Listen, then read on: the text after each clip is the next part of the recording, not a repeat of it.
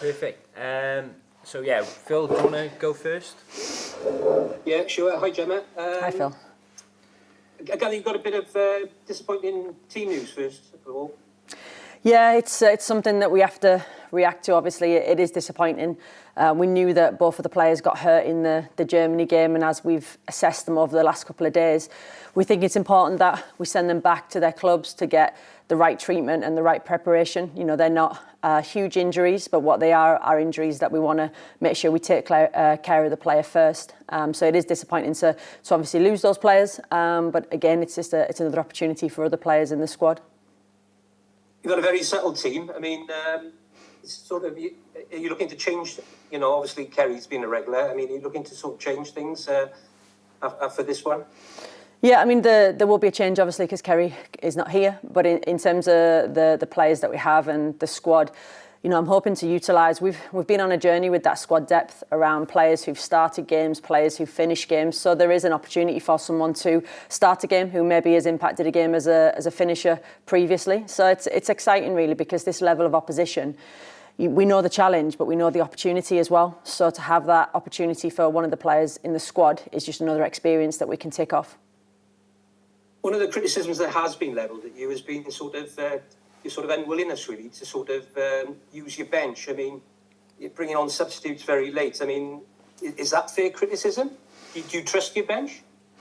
I think one of the things that I'm really focused on is where we are in our journey with developing a group of players. You know, we have a starting 11 and we have a very strong developing group. But that group, when I first started 2.5 years ago, didn't look anything like it looks now. And what I expect is that in another 6 months' time that it will be even stronger. The depth is getting stronger. What we've got to do is make sure that we have players at the level to perform. And I want to make sure we support those players, and that includes the players that start. But the experiences that we're having now, most importantly for me, they are first-time experiences. So for us as a nation to be playing at this level competitively is a first. So for those players who are starting games, it's a first for them. It's a first for us as a nation. So in terms of the depth and the rotation, there will be rotation naturally at different times, different decisions. But for me, it's about putting in the best performances we can whilst exposing players. But I'm never looking to expose players for the wrong reasons. There's a development journey, there's a journey as a whole, and there's no rush to do that. Everybody,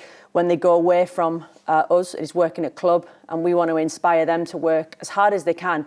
The reality is I want every player in our team to be playing at the top level. I want every player to be playing in the top level equivalent of the country, and that's the goal. And everyone's at different stages in their development, but one thing we are focused on is supporting those players' individual development so that when they come into our programme, that depth gets stronger. You certainly have conceded quite a lot of late goals certainly the last couple of games. I mean, do you think that, you know, you could help that by sort of, you know, freshening the team up maybe in the last quarter of a match, for instance? Yeah, I don't think the goals have been conceded because of tiredness. I mean, there could be a concentration element to that. But again, I think perspective, I keep talking about perspective against the top teams. We're playing against top teams and who've been developed over a number of years. You know, Germany particularly over the past 50 years. We're talking about teams who are bringing on players who are playing for some of the top clubs in the world. So their depth and their position as a nation is just so different to ours. So in terms of those comparisons, I don't think they're helpful for us. I think what we've got to do is stay focused on our journey, and the late goals are frustrating for us. Like I said, it's the first time we're in this position in terms of this level, this competitive level. So for me, it's about recognising where we're at. We want to stop that, obviously. We've played 3 games now, and the aim for us playing Denmark tomorrow is that we're better than we were in the first game. So that is a real strong focus for us as a group. You know, we have conceded the goals. I think the Germany game is, again, you look at both games 79 minutes in, the performances in both games up to that point are brilliant. The last 10 minutes we have to look at why that's happening. But we have to look at the perspective as well. We're playing against top nations, and that's when top nations tend to score because they're bringing on players who are at the same level as their starting players, and then it's a consequence of playing against top teams. You can't stop playing. So I think it's a bit of both. That said, two damaging 5-1 defeats, and you know, you've played top teams in the past. You know, you gave France 2 good games, a decent performance against America. I mean, some people externally have asked a few questions after the Germany game. Do you still feel that you're making progress? Yeah, I feel like anyone who's watched our games would have that view. You know, in terms of, I talked about the first 80 minutes of the games. We have started both games differently. I think the Germany game was very different to the Denmark game in terms of, you know, the score at half-time 1-1. And then, like I said, at 79 minutes, it's 2-1. I think that when momentum changes in big games against big teams, they then continue that momentum and they put their foot down. In terms of that competitive element, we've never played back-to-back games. Talk about the France game. They're one-off games. You can prepare for one-off games and we can aim to deliver. What we're trying to do is continue to take steps forward. Scoring against Germany, the goal against Germany, the goal against Denmark, they're top goals. The defensive mistakes that we're making in the last 10 minutes absolutely stand us in great stead for moving forward, because when we qualify for a European Championships, we're not going to be playing Germany and Denmark in a playoff. And I think one of the most important things for me to talk about with the team, but also from that external perspective, is the Seed 1 and Seed 2 teams are teams that have got a great history in the women's game, and the gap between us and the Seed 1 and 2 seed teams is a big gap. That won't close over a small period of time, but what we want to do is focus on having better performances the second time we play them. You know, I look at the other groups in the Nations League, and in that reality of where we are, we're 2.5 years into an investment and we've taken great steps forward. If both games stop at 80 minutes against Denmark and Germany, we're asking different questions, you know, in terms of great performances and great moments, but ultimately we stay focused on that process of the future. So you can look at the scores, but if people are looking at the performances and talking about them and where we are, having that perspective and a little bit of realism as well. You know, the realism is important for me. Let's not get ahead of ourselves in terms of where we are as a nation, as a team. This is a process that's going to take a long time. We're 2.5 years into something. We're excited about the steps that we're taking forward, but I'm very focused on qualifying for the European Championships. So the external noise is not something that I listen to or the players listen to, because ultimately we know what we're doing to qualify for these European Championships. And the reality is we're going to need to beat a Seed 3 or Seed 4 team in that playoff, and that's what our aim will be to do.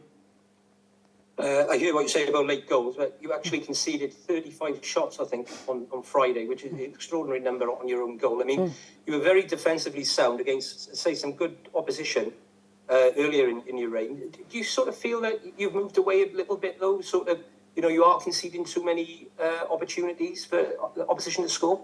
Yeah, I think it comes as a natural part of the process. You know, if we want to have the ball more, then we're going to have to defend transitions more. So if we always done what we've always done, we can lose 1-0, 2-1. I'm not happy with that. I'm not happy with losing by lower scores. So people think, oh, you know, didn't we do well? The didn't we do well is not good enough for me. The didn't we do well? I don't want to concede 5 goals, but I don't want to lose 1 and 2-0 and be that nation who has a mentality of, you know, we get so close, don't we?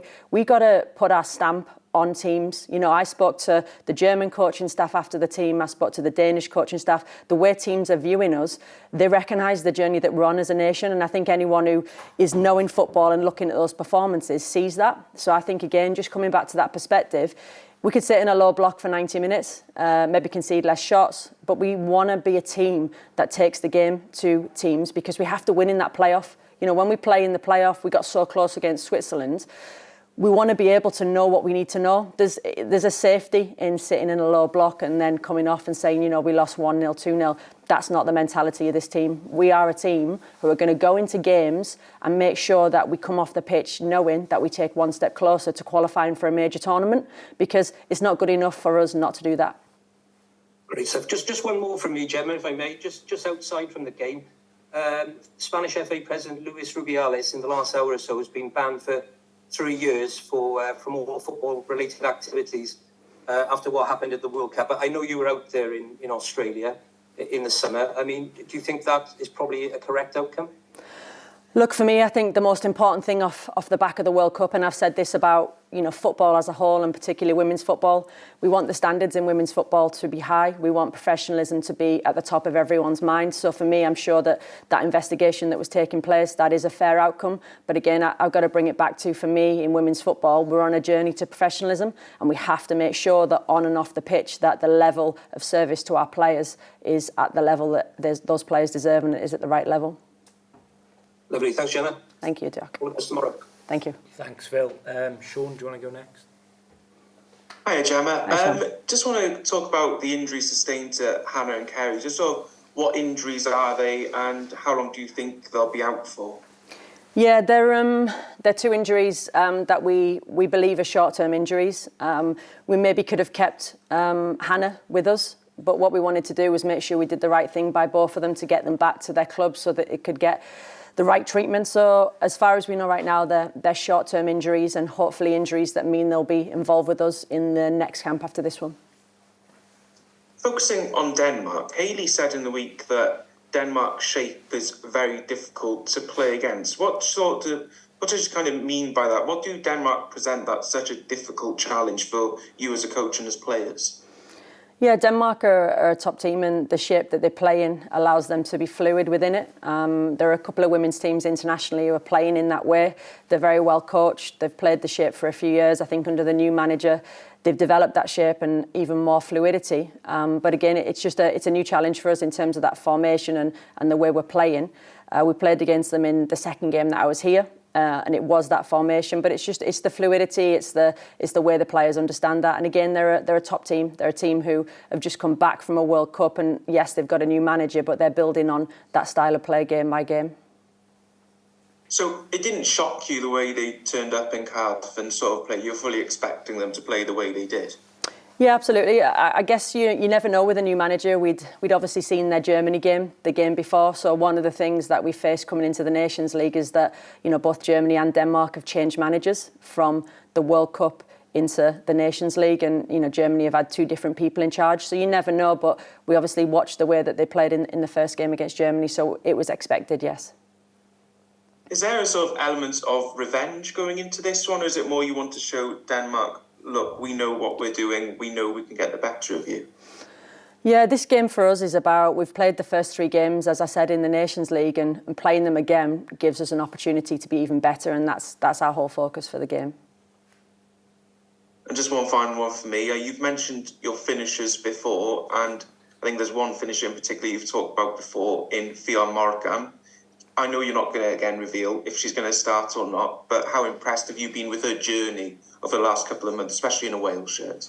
Yeah, I've been impressed with Fionn, and I've been impressed with our finishes as a whole. We have to focus on being better individually, and that mentality from Fionn and from every player has been fantastic, whether that has been on the pitch, off the pitch, and we're really supporting those players to be the best they can be. We want to inspire players, like I said, to play at the highest level and be the best they can, so that when they put on our shirt, we can put in performances. So I'm pleased for Fionn and all of the other players who are finishers also. Diolch, Gemma, pob lwc. Diolch.